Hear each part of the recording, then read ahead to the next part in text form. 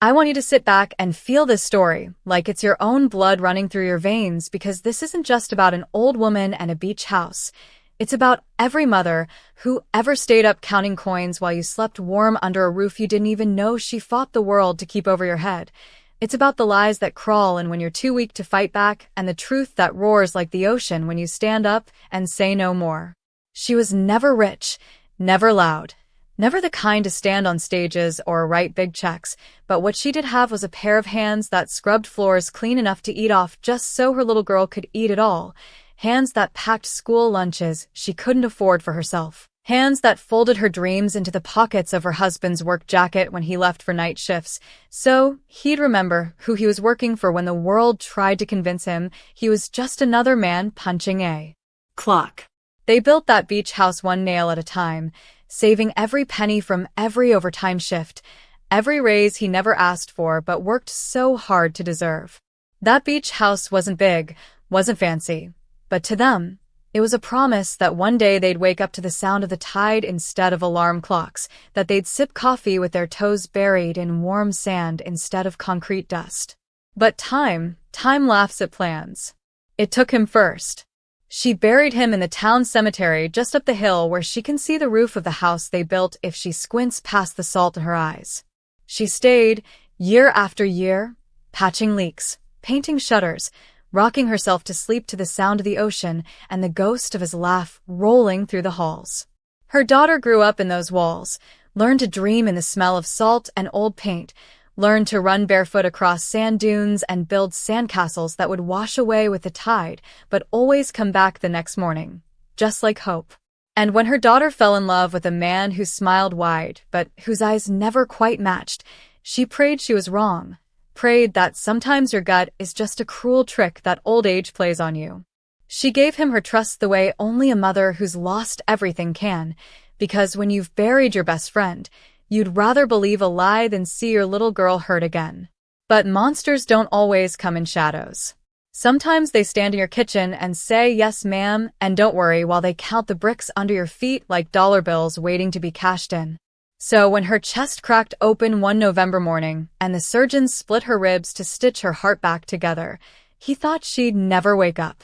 He saw a deed, a signature she never gave, and a chance to turn her memories into his bank deposit.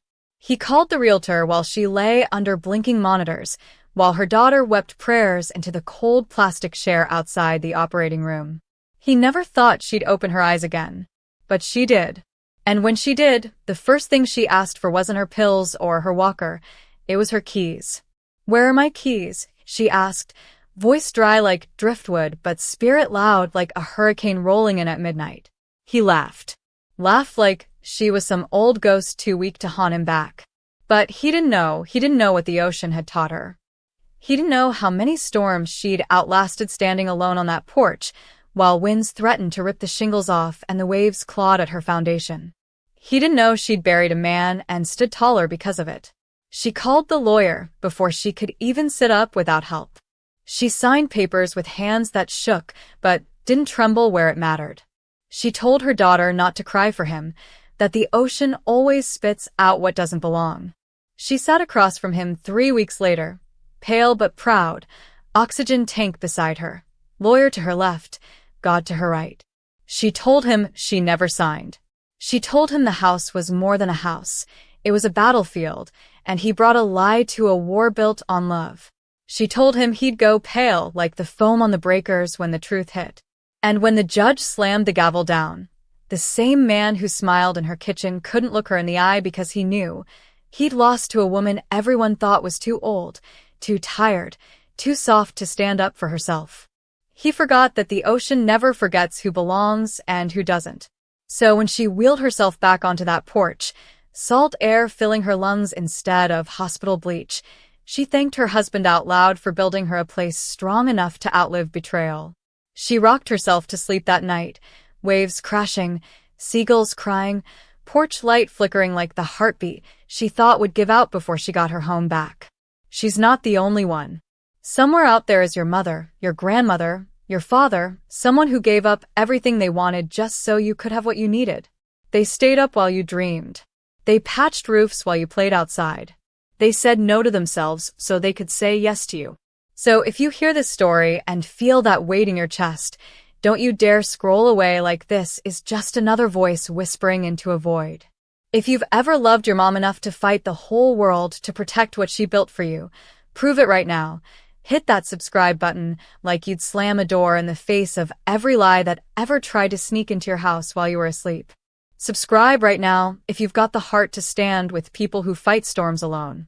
Subscribe if you love your mom more than anything in this world, because sometimes love is just a word until you show it. So show it. Hit that button and stand on this porch with us. Wave by wave, brick by brick, promise by promise, forever.